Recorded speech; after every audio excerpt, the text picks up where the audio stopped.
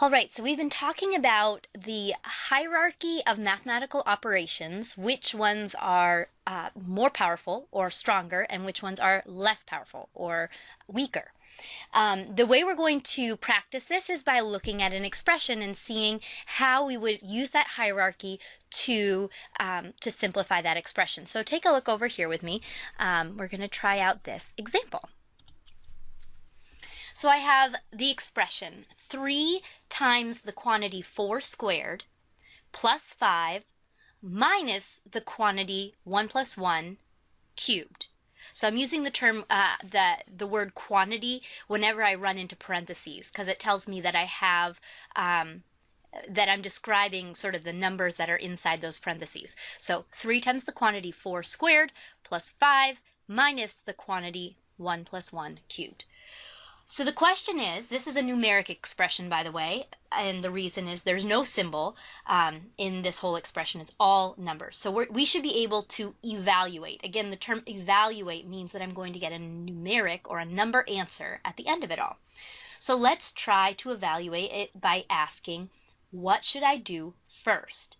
Now, we know from our previous discussion that we have our, let me get my hierarchy here. Whoops, I put it over on the side.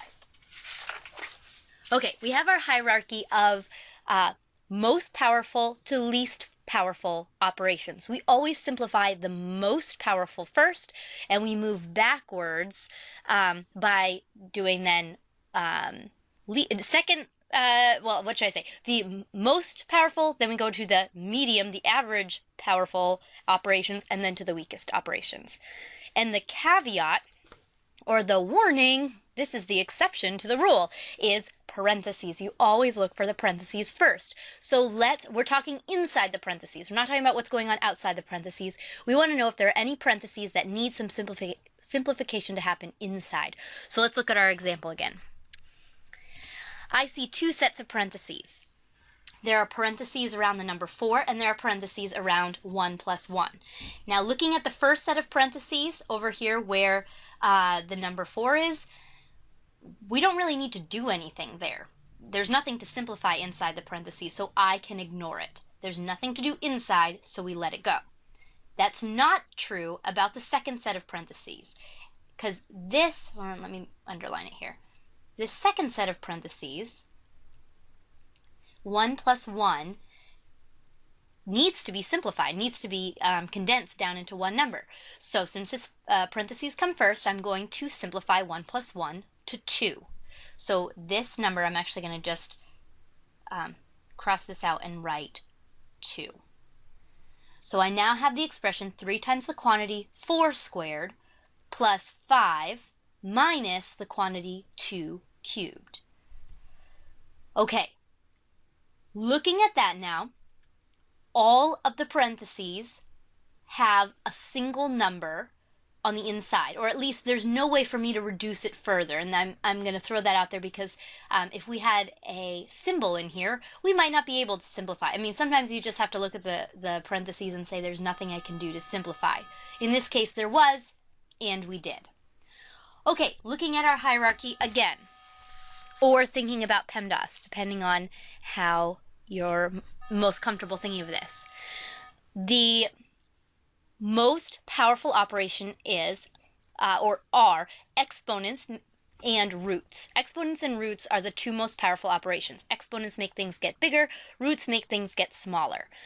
Roots, we're going to talk a little bit more about. That may be a little bit fuzzy in your mind if, like, the example that I went over before was, like, not something you're familiar with doing a lot with. Don't worry, we're going to talk more about that later. But exponents and roots are the most powerful. So let's look at our example and decide if there's anything we can simplify that involves those expressions. Well, no roots, but yes, we do have exponents. In fact, we have 2. We have a squared term over here, and we have a cubed term down here. So here's what I'm going to do. I want to simplify 4 squared, and I want to simplify 2 cubed. I want to say something really, really, really important, so put your extra listening ears on. something that happens all the time in algebra classes that I see happen is somebody goes to take 4 squared, which, by the way, if you don't remember, that's 4 times 4. 4 times 4 is 16. So the way I should simplify this is just by saying 4 squared is 16, and I'm going to leave the 3 here.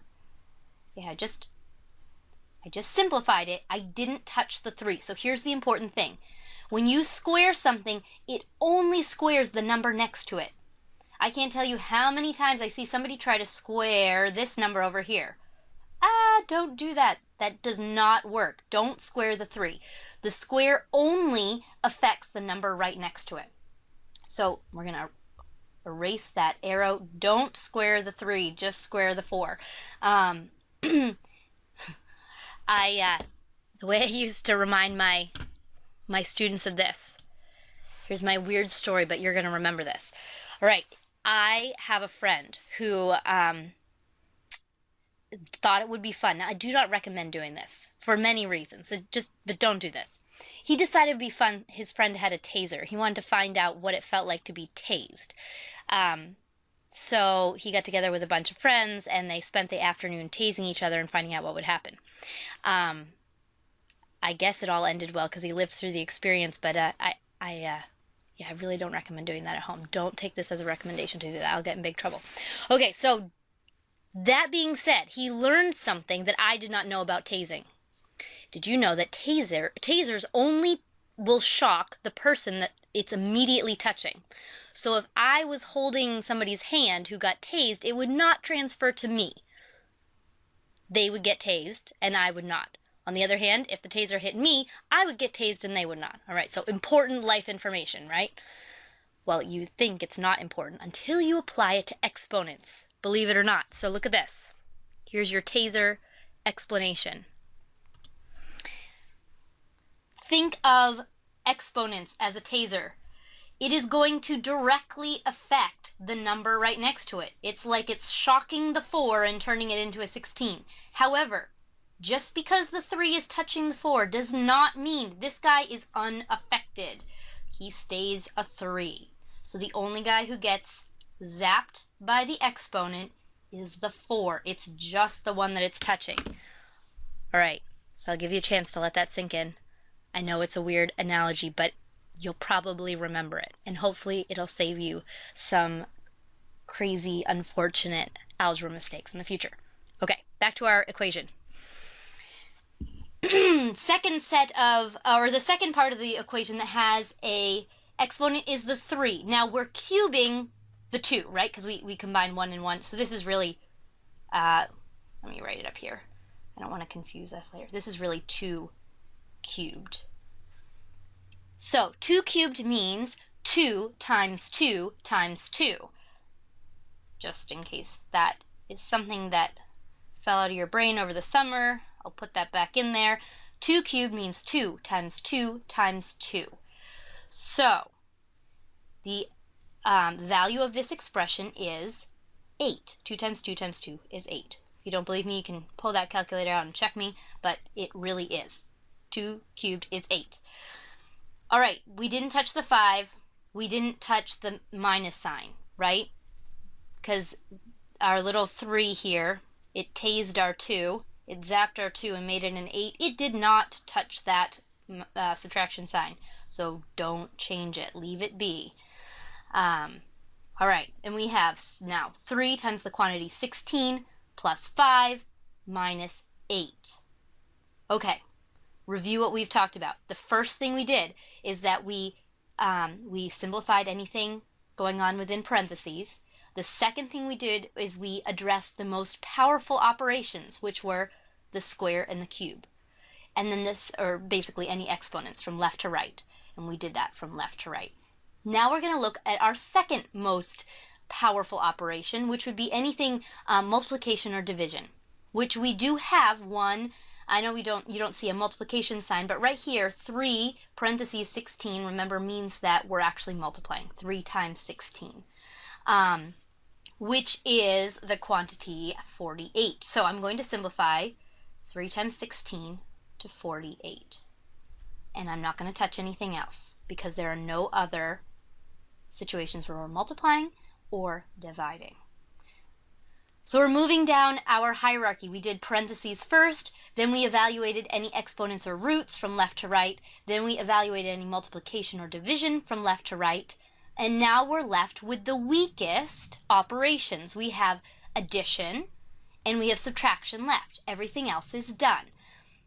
Now we always do addition and subtraction at the same time. We don't like do addition first and then subtraction, or we don't do subtraction first and then addition. We move from left to right and we evaluate it all at once.